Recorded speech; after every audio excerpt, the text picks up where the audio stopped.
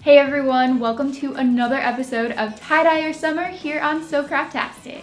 If you're brand new here, please join the family by clicking the red subscribe button. Also, every single time I post a video, you can find out if you click that bell icon.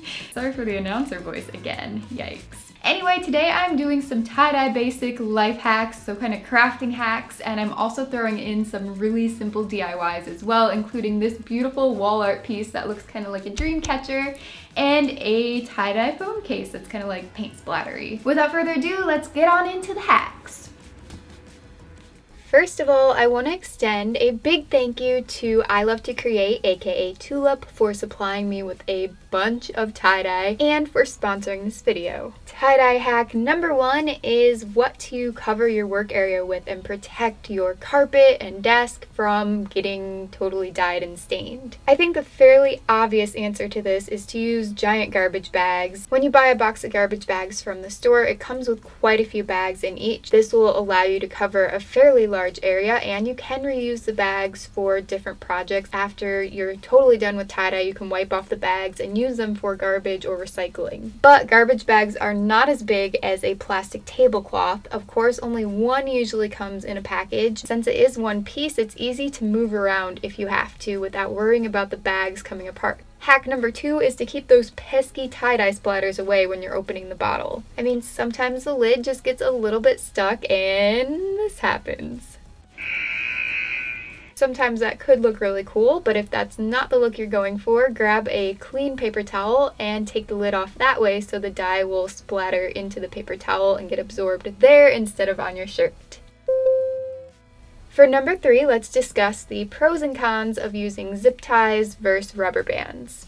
There are quite a few tie-dyeing methods that require you to kind of ball up your shirt or make it into a long snake and then kind of section it off with rubber bands by twisting. Rubber bands do work great and they are very inexpensive. You can get a huge bag for a very affordable price. But they do work best towards the end of a project. For instance, you see me tying off these little areas at the very tip, and once you do get to the middle, it does tend to be a little bit more frustrating to try and get the bands on there. So this is where I call in my handy dandy zip ties, which I got from Michael's, and I used my 40% off coupon to make them even more affordable. You might be able to get them from the dollar store, but that is one of the cons, I'd say, of using zip ties. They are a little bit more expensive, but if you do put them on backwards / the wrong way, they are reusable, which I will show you. Zip ties are just as tight, and there is so much less of a struggle when you're doing large areas, especially in the middle of your shirt like this, or a blanket or whatever you're dyeing. Once it was all banded and zip tied up, I went in with my dye and started adding colors. I did use the dry tie-dyeing method this time, which means that I didn't dampen my shirt beforehand. So if you are using this method, it will use up your dye a little bit more quickly, but the colors at the end will be much more vibrant, so it's a nice trade-off. As you can see, my fabric is sitting on a flat surface here. I just have paper towels over the tablecloth that I'm using. And by doing this, the fabric is going to soak up those colors underneath. So if you don't want green in a certain area, but you get the fabric on that, it's going to turn green in that spot.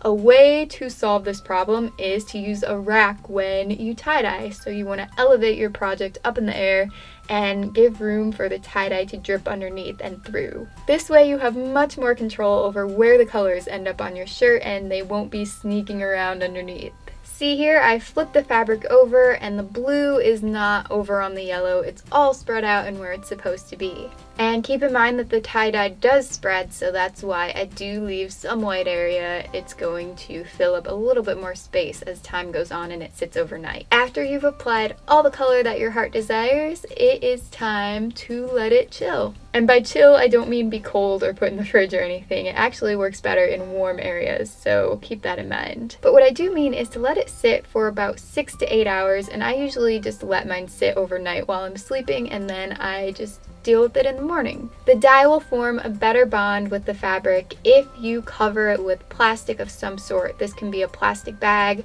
or a Ziploc bag. Oh, and by the way, after the dye does sit overnight, you want to unwrap the shirt or whatever you have dyed and rinse it off in the faucet or in the tub, whatever you prefer, or even if you're outside with the hose. I rinse it off first with all the ties intact, and then I start taking them off and rinse it out more until the water runs clear. But as I mentioned earlier, I wanted to show you how the zip tie can come off and be reusable if you put it on backwards. So just keep this in mind if you want to keep reusing your zip ties. Then the final steps, of course, would be to wash your shirt separately or with light colored tie-dye items and dry it without a dryer sheet. If you've been working on a ton of large projects but you still have some tie-dye left over but no more shirts to dye, think small, like socks for instance. If you have some white socks lying around, make them colorful instead. And when I was younger, my friend and I would use leftover egg dye around Easter time to dye our socks instead of the tie-dye.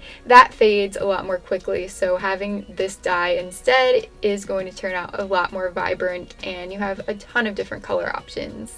Number 7, have you ever thought to dye your own string? Maybe you have, but that is the 7th hack for this video. And actually, before we move on, I want to take this time to thank you guys so much for your continued support over the past 7 years. Today is the 7-year anniversary of this SoCraftastic channel, and I am so happy and thankful. If we could get this video to 10,000 plus likes today, I would be so very appreciative. Now back to this plain white string here that's about to be colorified. This could tie in with number 6 if you use your leftover dye here, but I'm using this as a separate project all in itself. If you want to dye a bunch of yarn and string one day and make friendship bracelets, for instance. I do have a video on these fishtail friendship bracelets. If you're interested in learning how to make them, I will have the link in the description box below. And the same with tie-dyeing a shirt or any type of fabric. You do want to let this sit overnight in a bag, rinse it out afterward, and let it dry before using it. For number 8, this is a really cool way to use tie-dye that has been left over on bags or paper towels to create prints that are super colorful. For the first one, I cut a piece of paper to be the exact size of my phone case, and I cut out the little camera hole as well. And this is a paper towel left over from the string dyeing, and on the plastic bag underneath there's some color droplets left over. So I took the paper and just plopped it on, pressed it down, and when I lifted it up, all these colors were revealed and it made this really awesome print. On a similar note, you can take other things such as greeting card paper, scrapbook paper, or even canvas, and you can take your saturated napkins, paper towels with the dye and kind of sponge them on whatever you want. So I'm using this little canvas tile here, and it made a really subtle but really pretty color effect. This would make great wall art on its own or as a mixed media piece. I could definitely see you guys putting different types of paint over this, like acrylic, or adding Sharpie drawings on top. Number 9, I think this is my favorite out of the whole video. It is a dream catcher-esque wall art piece. For this, I'm using a wooden embroidery hoop, and then you can use any sort of dyed fabric that you have. If you have shirts that you no longer wear, or someone gave you one that's really big and you would rather use it as wall art instead, this is a project for you. You can see I gathered some yarn and I started unscrewing the top and removed the inner piece from the outer one like so. And I started cutting the yarn into long pieces, and they were folded over, so there's 2 ends and a loop at the top. Then you can attach as many pieces as you want along the bottom of the hoop, and all you're going to do is put that loop underneath the wood, and you're going to bring the 2 ends up through the loop and pull.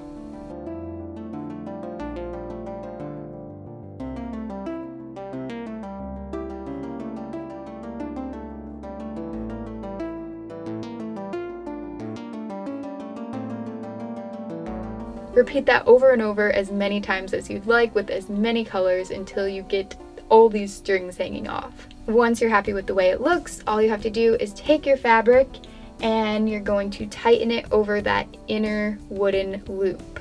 Carefully place it back inside, and from the back you're going to pull the fabric through and tighten it as best as you can. Keep pulling and pulling and pulling until you get a very taut piece at the front, so it looks like you could kind of jump on it like a trampoline.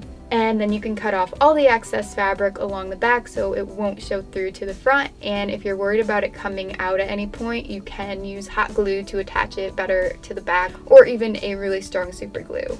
Then I made sure that the hoop was totally secure by refastening the top, and I added more detail to the front by using tulip puffy paint.